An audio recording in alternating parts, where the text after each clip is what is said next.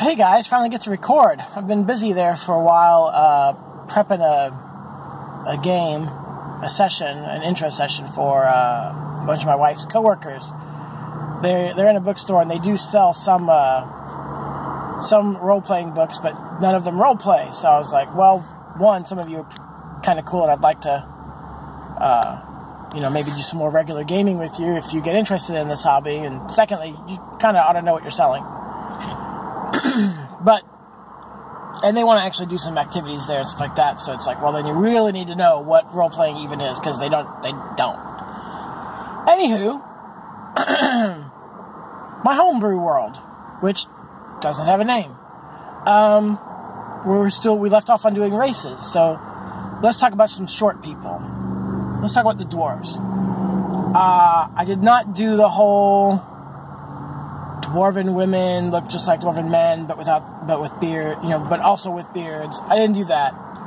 Dwarven women don't have beards. Dwarven women aren't rare. I don't know where or why that happened in fantasy, and I'm guessing it started with Tolkien, but I don't really know for sure. So I mean, again, dwarves are much like others, right? Men, women, out and about. They are, of course, shorter, stouter. Originally, they had dark vision, which is the ability to see in darkness, as in like lack of light. But now they just have night vision. I just found too many. I think it was too easy. It was too easy to get through difficulties when you could just see in the dark. I think that's essentially how I felt. And then there's also what else can I say about the dwarves? They do live longer. They live to like 250. They are not from underground or something like that. Do they apparently originate on the globe in a mountainous area? Yes. Do they therefore use mining and building into the hills and mountains? Yes. They also have pastures with cattle because, of course, you got to eat.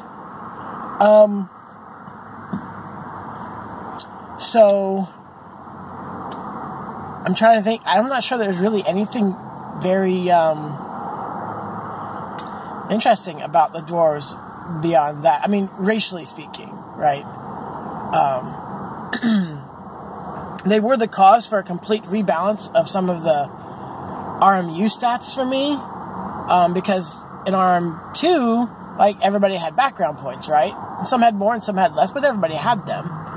And then in RMU, as you saw in the character creation videos, they don't have that neat background option set of tables.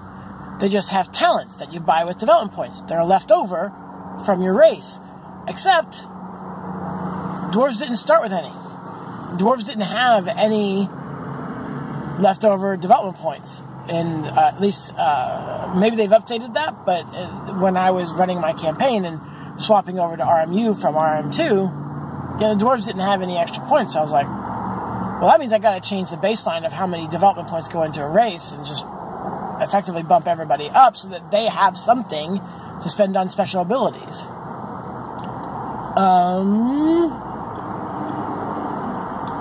Racially speaking, I think that's about it. So I'm going to stop this one and move on to halflings.